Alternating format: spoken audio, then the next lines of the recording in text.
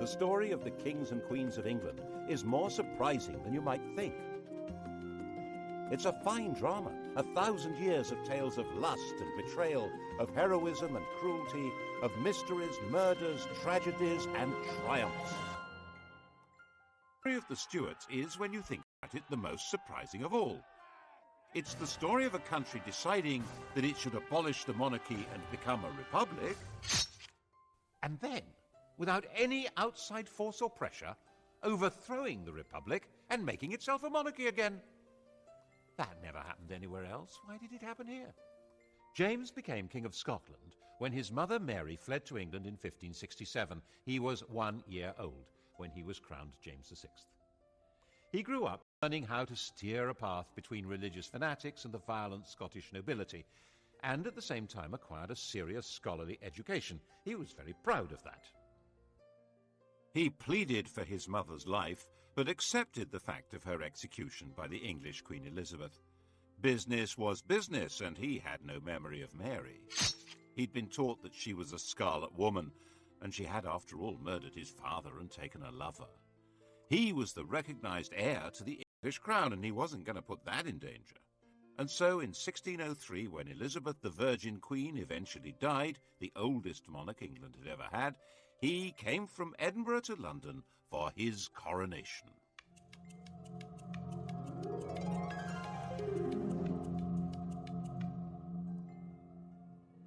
He was openly bisexual. The word in London was that Elizabeth had been a king, and now they had James the Queen. In Latin, of course. By the accident of heredity, England and Scotland were now united in a single kingdom, Britain. Everyone had high hopes of James, especially the Roman Catholics, who thought that his distaste for bossy Scottish Presbyterians would encourage him to lift Elizabeth's restraints on their worship. They were wrong about that. So a group of well-connected Roman Catholic terrorists planned to blow up the entire political structure at the opening of Parliament in 1605. They brought over an explosives expert from the Low Countries. He organised placing 2.5 tons of gunpowder in a cellar under the Palace of Westminster. It's a sign of how secure England became that for the last 200 years, November the 5th, the anniversary of Guy Fawkes' capture, has been simply an excuse for a fun night of pretty explosions. A chilling resonance. Al-Qaeda terrorism has tainted many people's idea of Muslims, which perhaps makes it easier to understand how Fawkes' terrorism affected people's idea of Roman Catholics. Actually, James himself was more sympathetic to high church than to low, because the followers of Protestant sects did not want priests and bishops to do religion on their behalf. In the Protestant view, the godly man has his own Bible, the devil's agent is a priest with a Catholic prayer book. James felt that people who didn't have respect for hierarchy in church would be equally disrespectful of authority in general. No bishop, no king was his fear. And the authority of the king was very dear to him. He spelled out his ideology in masks, theatrical balls, in his new banqueting house in Whitehall. His intellectual take on the job was that he was God's deputy and that he ruled by divine right as the absolute sovereign power in England. Having been raised in Scotland, he was baffled by the idea of common law, the notion that law was in the hearts and minds of the people, expressed through the precedents of the courts and their juries of ordinary folk. But this was the essence of the English system. It had been essential for the Normans to operate that way, as foreign rulers in a land they didn't know, and it had become embedded in the fabric of English life. Henry VIII and Elizabeth had the position of tyrants, but their tyranny required popular consent. They had to be popular in order to rule. James wasn't good at being popular. He was head of a court, a place of factions and favourites, and was grand in a very private way. One example of his sense of power and duty was in his treatment of tobacco. It had been introduced from America by Walter Raleigh, and Elizabeth had felt rather alarmed by it. It made her feel ill. She bet Raleigh that he couldn't weigh the smoke that came out of a pipe. Raleigh knew how to perform. He weighed an ounce of tobacco, smoked it, weighed the ash, and the missing weight was the smoke. Elizabeth laughed and paid up, saying she'd seen men turn their gold into smoke, but this was the first time she'd seen smoke turn to gold. James's whole approach was different. He disliked smoking and felt it was his duty to protect his subjects. But he was a rational man, a teacher, so he wrote a pamphlet, Counterblast to Tobacco, explaining that it was loathsome to the eye, hateful to the nose, harmful to the brain, dangerous to the lungs, and in the black, stinking fume thereof. He wanted to persuade people by the force of his argument, so he published it anonymously. Of course, no one took any notice. So, as the wise and kindly father of his people, he banned the growing of tobacco in England and increased the customs duty on tobacco by 4,100%. And reissued the pamphlet with his name on it. His whole approach was based on rational thought, not an English habit, and what he saw as the absolute authority of a king, also rather foreign to them. And his authority was not backed by any army, and his income was too small to run both the court and the government. The regular royal income came from rents on lands, feudal dues, and customs duties.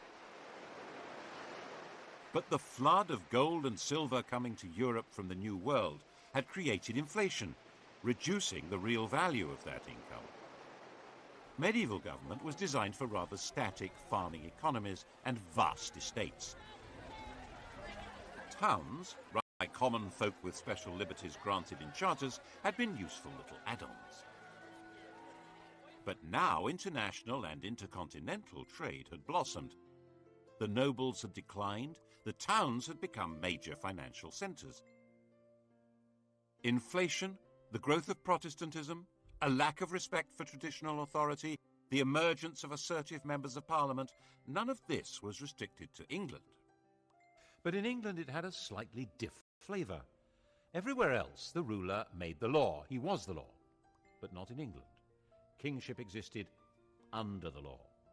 James simply didn't understand this. He was certain that the job of king meant being above the law. And being James, he not only understood this was the problem, but said so as a matter of principle. And when the Lord Chief Justice disagreed, the Lord Chief Justice got the sack. James was, people said, the wisest fool in Christendom. He needed to raise taxes, but taxation was always regarded as a special event. Taxes might be levied if there was an emergency need for cash, but the law said that this could not be done without the agreement of Parliament, which gave the Commons the chance to present demands to him. They expected what was called redress of grievances before granting him supplies. And these were exactly the kind of people who tended to be Puritans, low church, with no real sense of proper deference to people better born than themselves. So he avoided that as much as possible. His way of life didn't help either.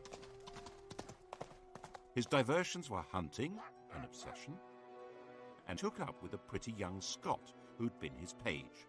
Robert Carr was given the estate of the executed Walter Raleigh and quickly became a viscount and a privy councillor. When Carr decided to wed the married 17-year-old Countess of Essex, who hated her husband, James helped to sort out the divorce. The Countess's family, the Howards, detested Carr but realised this was the best way to get into favour at court. Carr's close friend, Sir Thomas Overbury, tried to warn him off that filthy, base woman, which annoyed the Countess.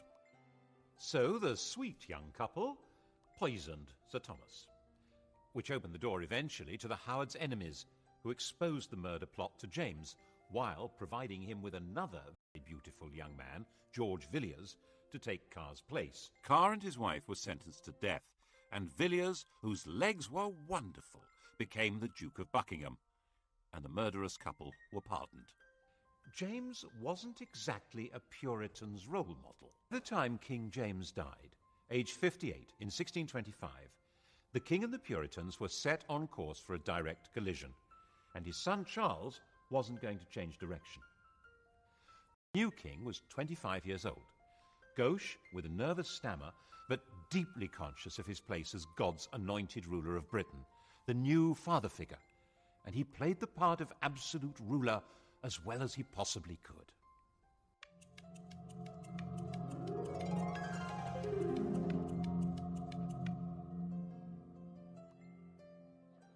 Of course, it was not the part that the Puritan merchants and gentry wanted played. They refused to grant taxes without being allowed a role in government, so Charles tried to manage on the sources of revenue that didn't need parliamentary approval. The most celebrated example was when he levied ship money. An ancient law was unearthed obliging seaports to provide ships in times of war. True, there was no war, but there were pirates, weren't there? In 1634, Charles made his demand and told the ports they could pay cash instead, ship money. This engraving was published to make people proud of paying up. And then the next year he extended the demand to inland communities. Otherwise, it would be unfair. It was obvious that if he got away with this, he'd have reinvented taxation under another name and would never need Parliament at all. The entire nation had steam coming out of its ears. One wealthy Buckinghamshire man, John Hampden MP, refused to pay and was hauled into the Court of Exchequer. Hundreds of people tried to jam into the court to watch. Of the 12 judges, 7 found for the king and 5 for Hampden. Since the king had thought he controlled the judiciary, this was a moral victory for the church. He regarded Puritanism as fundamentally seditious, which made many people think he was really a closet Roman Catholic. He wasn't. But he was determined to impose a uniform system of worship which was decidedly high church. And that simply added to the anger of a growing Puritan class. In Scotland, it was met by direct rebellion. Without the money to hire reliable troops, and with popular hostility in London making life positively dangerous, Charles had to accept restrictions on his power which were to him intolerable. In 1641, he agreed Acts of Parliament which took many powers from him, including the right to dissolve Parliament and the right to raise customs duties without its consent. In January 1642, in a state of confused desperation, he tried to arrest 5 members of the Commons by actually turning up there with armed guards. He failed, and faced with violent anger in the streets, he fled from London. In November, the now inevitable civil war began. People were called upon to choose between their king's determination to break the pretensions of Parliament and Parliament's determination to limit the power of the king.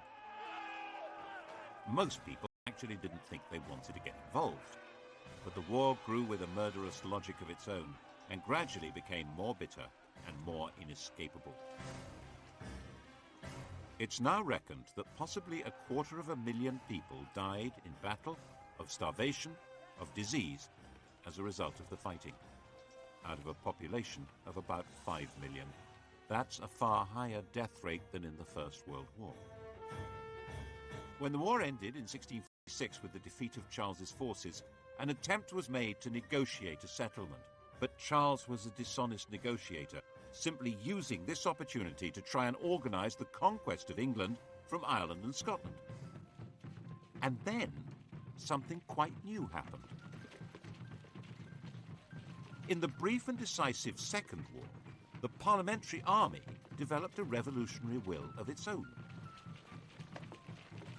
When Charles was recaptured in 1647, Parliament tried to disband its forces, but General Fairfax and his men proclaimed that they were not a mere mercenary army and flatly refused to go home. Their job wasn't finished. The revolution had to be completed. They said it had to be established that the House of Commons was the supreme authority of England, and the king was, but at the most, the chief public officer of this kingdom, and accountable to this house. That was in September 1648. The Commons said, don't be so silly. The army wasn't happy with that, so it crushed Parliament. It occupied London, used St. Paul's as the cavalry stables, and looted the treasury. 45 MPs were arrested, 146 were barred. The rump that remained were in effect the members chosen by the army, who would do what it wanted, which was to put Charles on trial for treason for levying war against the Parliament and Kingdom of England. The rump Parliament, as people called it, resolved that they could make laws without the consent of the king or of the House of Lords, and then passed a law setting up a court to try the king. Charles said that he didn't recognise the court, as someone needed to explain to him what authority it possessed. On the 27th of January 1649, this court condemned him to death. Charles was taken to the banqueting house, that theatrical set built by his father for dramatic presentations in which the scripts were all about the glory of royal power. It was no longer used for those masks. Charles had commissioned Rubens to make paintings for the ceilings, and they were too precious to be damaged by candle smoke. The ideology of the performances had now been put on permanent display by Rubens. The paintings celebrated James's absolute rule, casting out war and discord, bringing peace, harmony, order, and prosperity to a grateful people. Charles, the small, dignified, stuttering man who'd commissioned the work and presided over the reality that flowed from it, was marched out through a window onto a specially constructed platform. He wore a thick vest so that he would not shiver with cold, which might be mistaken for terror. And on that stage he knelt with calm dignity, and his head was cut off. Britain no longer had a king.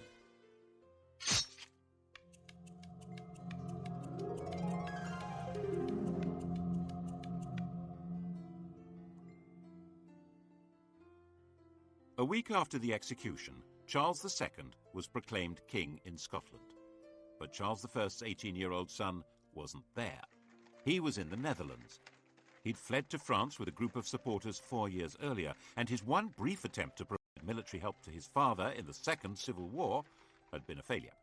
His object now was to find a way of recovering his father's throne, and to hell with that stuff about being an absolute monarch.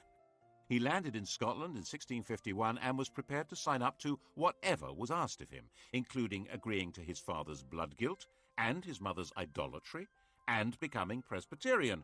If that's what it took to be proclaimed king, do it.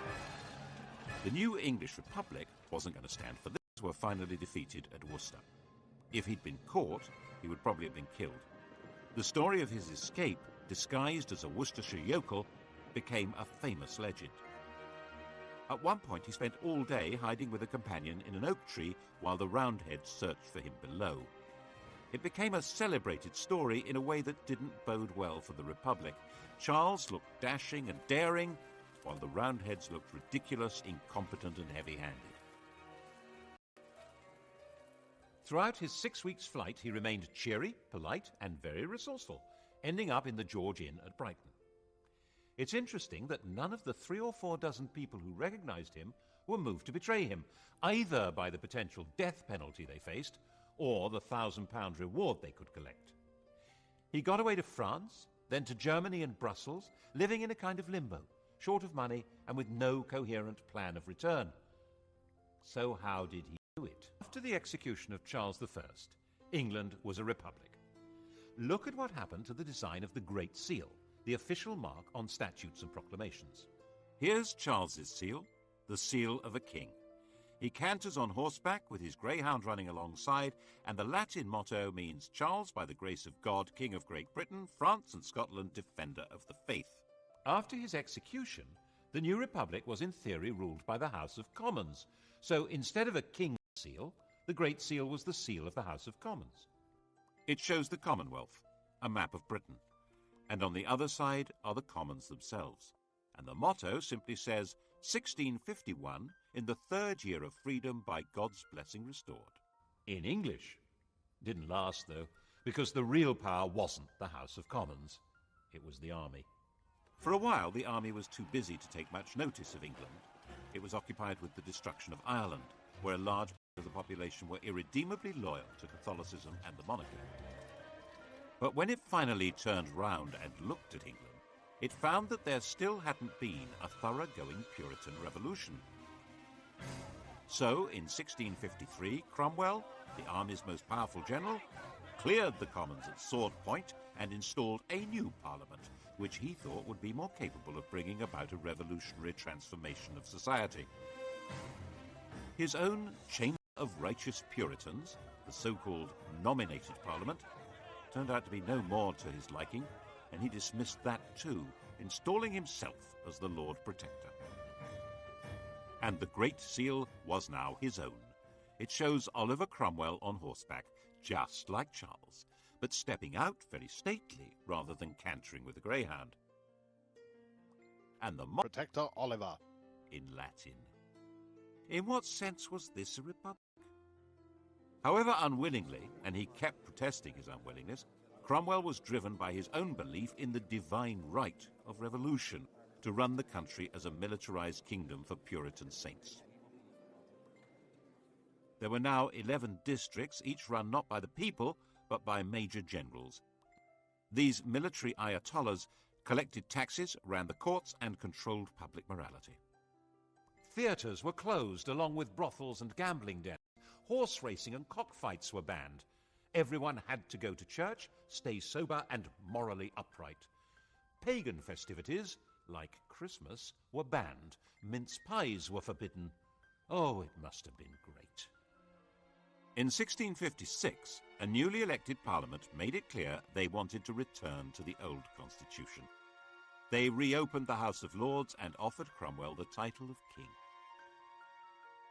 He seriously considered it.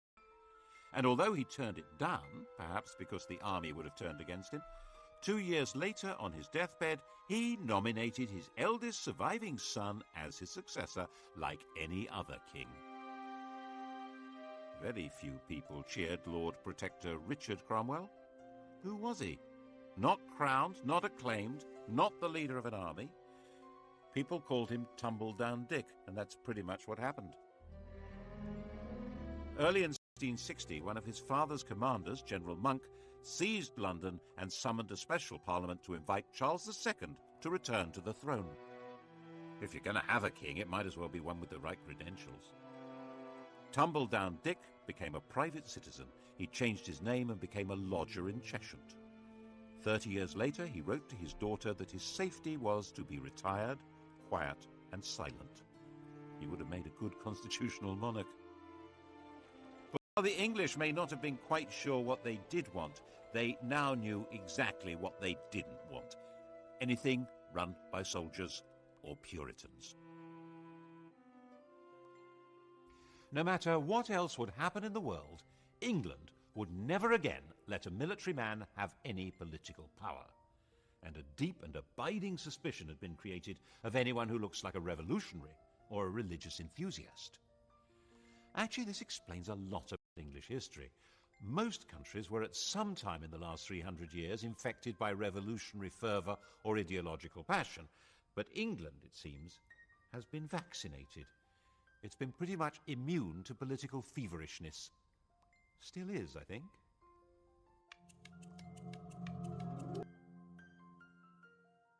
Charles was really a very popular king. His manner was light and easy, his court dissolute and cheerful, his sexual enthusiasms generous and very, very un-Puritan.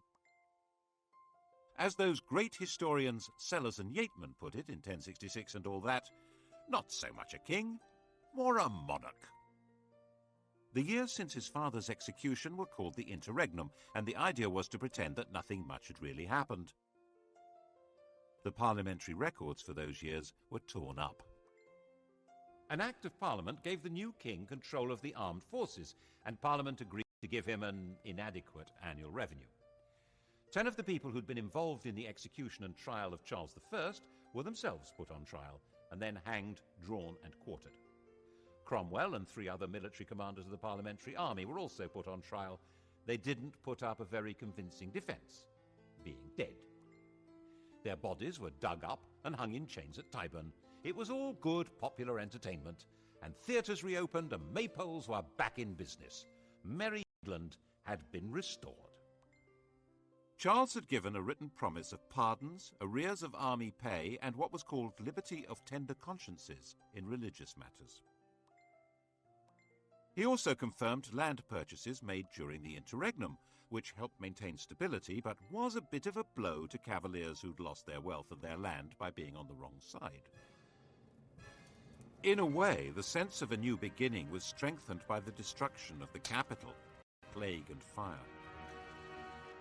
plague was a swift and grotesque disease, which had erupted frequently before, but in 1665 it took a firm grip and killed about 20% of the city's population. London was largely turned into a ghost city as the survivors fled.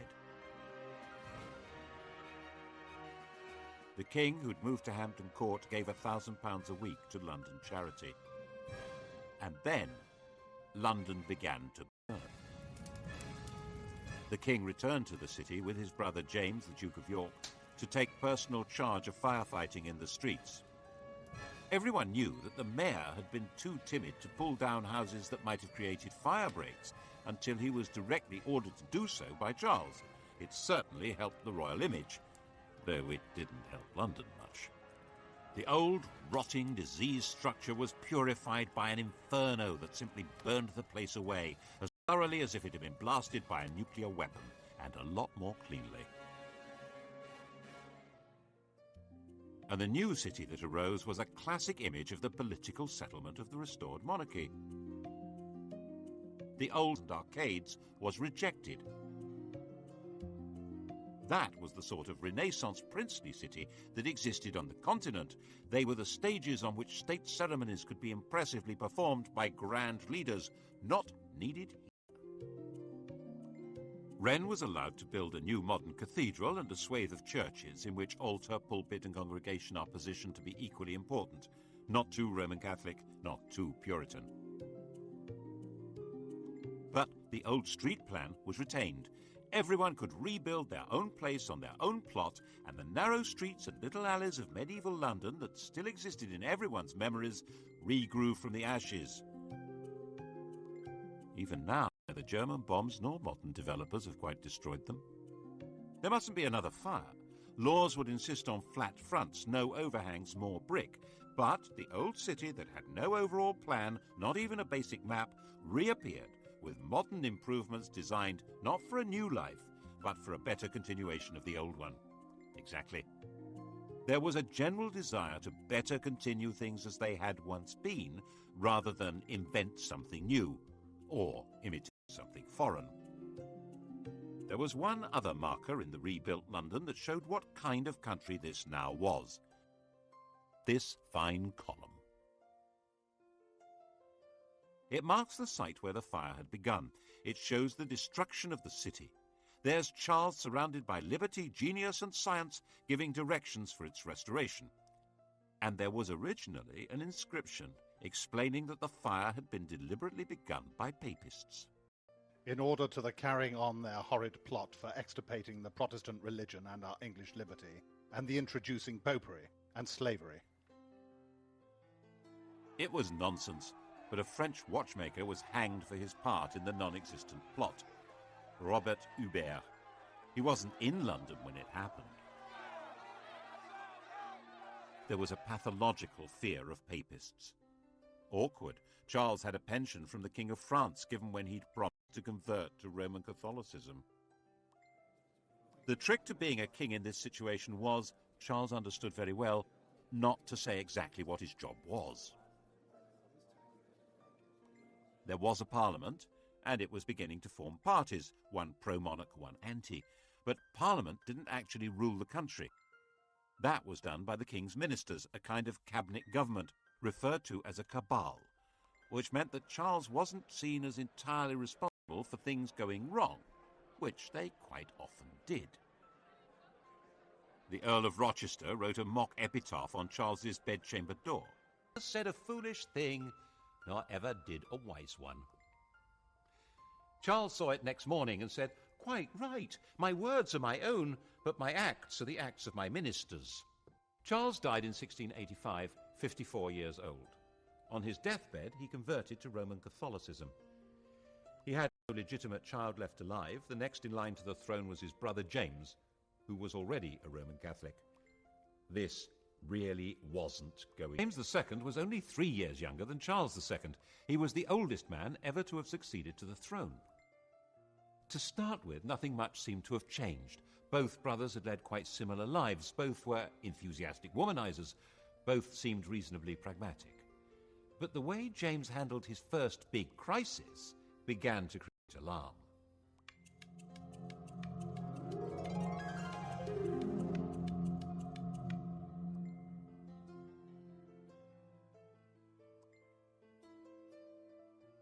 The restoration of the monarchy had obviously not been welcomed by everyone. In the southwest especially, Puritan religious feeling remained strong and suspicious, especially with a Roman Catholic king. Charles II had an illegitimate son, the Duke of Monmouth, who was a Protestant. Rumours began to spread that he was actually legitimate, the true heir to the throne. Monmouth came over from the Low Countries and began a rising in the southwest, where he was proclaimed King Monmouth. The rebellion was crushed. James, determined to make an example of the rebels, ordered the arrest and punishment of everyone involved. At each centre, Dorchester, Taunton, Exeter, Bristol, Wells, people were rounded up. A special court known as the Bloody Assize, punishing not just rebels, but anyone who was accused of even helping the wounded.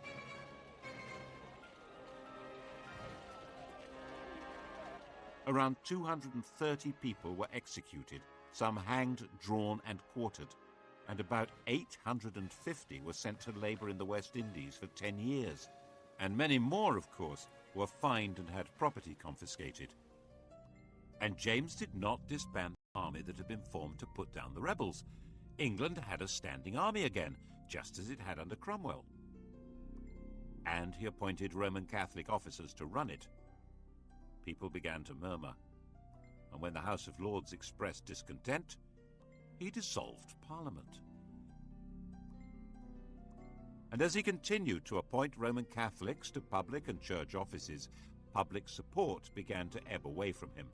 At his instigation, for instance, all the fellows of Magdalen College, Oxford, were dismissed, and the college was turned into a Catholic. The elder girl, Mary, was married to William of Orange, ruler of the Dutch, a Protestant head of state. The heir to the throne would reverse James's whole policy. But early in 1688, James's queen gave birth to a son who would be raised as a Catholic. This was, he thought, excellent news. It made him more secure. He was wrong. It sealed his fate. Well, that and the fact that he seemed to be preparing for a joint war with Catholic France against the Protestant Dutch. And now it became evident that the Civil War really had changed the place of the king in England. He ruled by permission of Parliament, and Parliament wasn't going to put up with this one. A group of leading members of Parliament sent a secret invitation to William of Orange to save the country from a Catholic takeover by bringing them military assistance. William brought over a fleet carrying a large professional army. James tried to block it with his own fleet, but the winds were against him, and William landed unopposed in November 1688 at Tor Bay. The West Country had its own score to settle with James. And James simply panicked. The army wasn't behind him. Parliament wasn't. London wasn't. He was going the same way as Tumbledown Dick. In the middle of the night, he scurried out of Whitehall Palace by a secret passage. He got down to Sheerness, throwing the Great Seal into the Thames on the way. Ha! That'll fox him! It didn't fox anyone.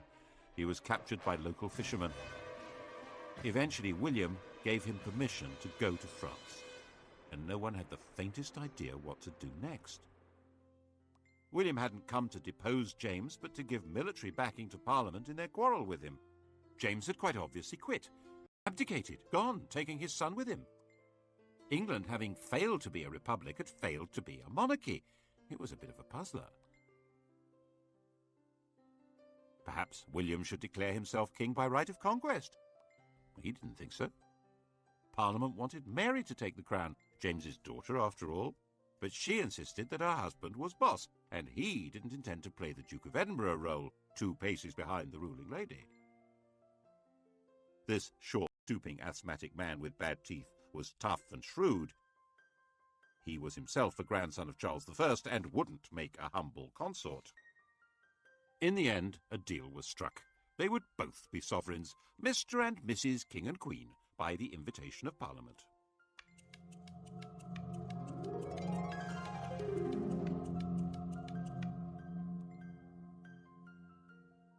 And they had to sign up to some basic rules. No standard royal power to lay down the law. The king and queen couldn't appoint or punish judges. They couldn't make war without Parliament's consent, and Parliament would decide who could have the crown. And it wouldn't be a Roman Catholic. All the questions posed by the Civil War were finally answered, and it was called the Glorious Revolution, because in the end, the whole basis of royal power was redefined without anyone being killed at all. Except in Ireland, of course. James, with French backing, decided to make a comeback through Ireland. It was, after all, one part of Britain where a Catholic king could expect some enthusiasm.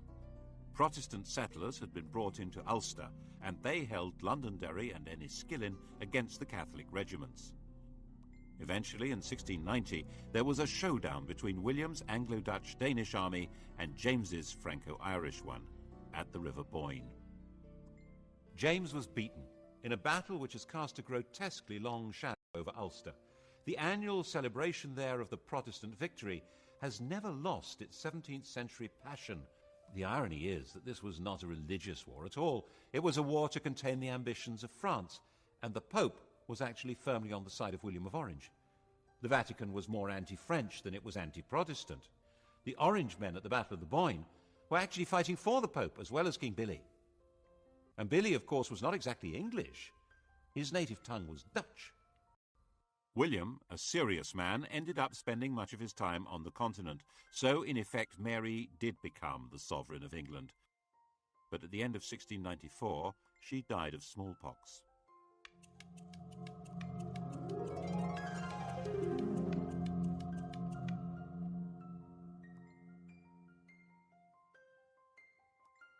England was now in effect ruled by an oligarchy through Parliament. The king had a role, but by no means a commanding one. Part of that role, as he saw it, was to push forward religious tolerance in a fundamentally intolerant country. Tolerance does have its limits. At his death in 1702, the question of the succession had already been agreed and settled. The crown passed to Mary's sister Anne.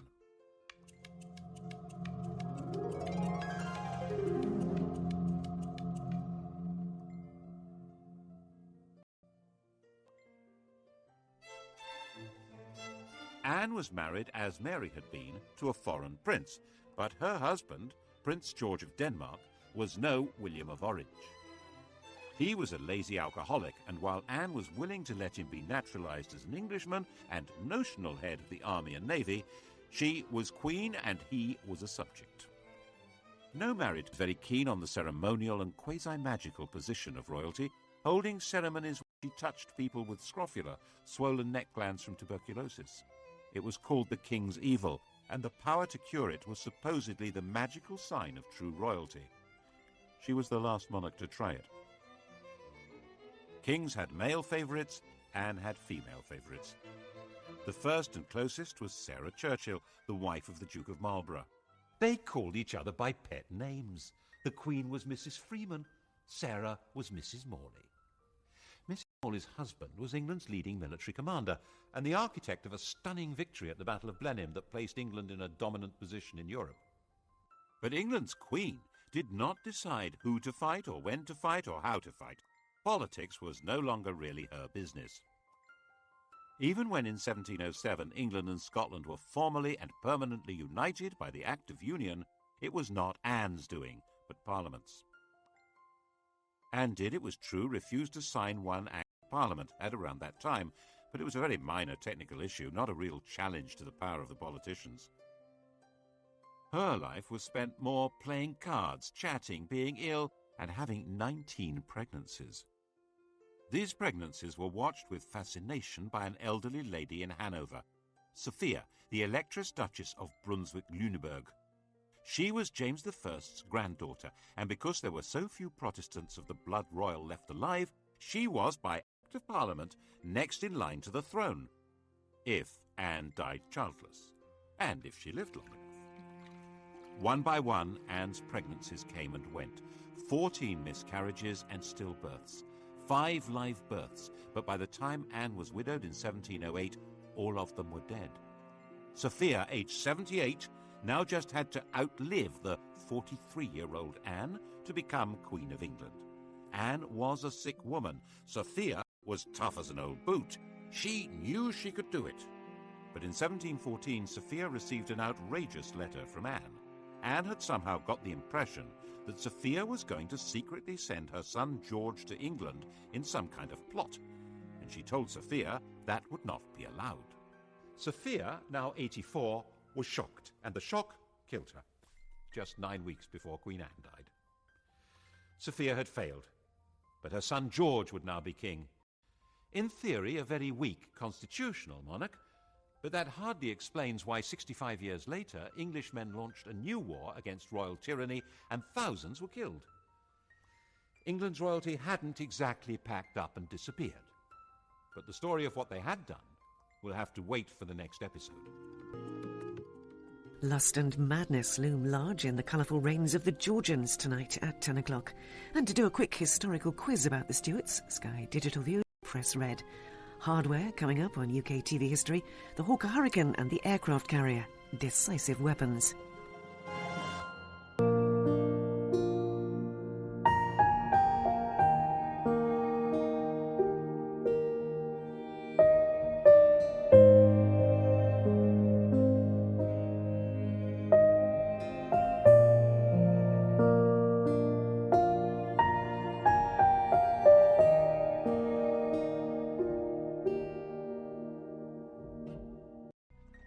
Having been raised in Scotland, he was baffled by the idea of common law, the notion that law was in the hearts and minds of the people, expressed through the precedents of the courts and their juries of ordinary folk. But this was the essence of the English system.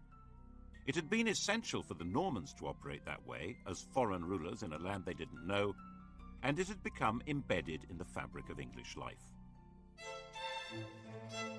Henry VIII and Elizabeth had the position of tyrant, but their tyranny required popular consent. They had to be popular in order to rule. James wasn't good at being popular. He was head of a court, a place of factions and favourites, and was grand in a very private way.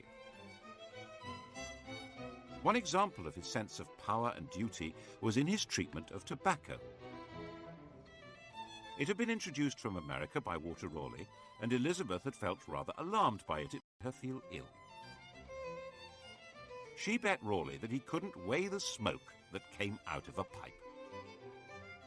Raleigh knew how to perform. He weighed an ounce of tobacco, smoked it, weighed the ash, and the missing weight was the smoke. Elizabeth laughed and paid up, saying she'd seen men turn their gold into smoke, but this was the first time she'd seen smoke turn to gold. James's whole approach was different. He disliked smoking and felt it was his duty to protect his subjects. But he was a rational man,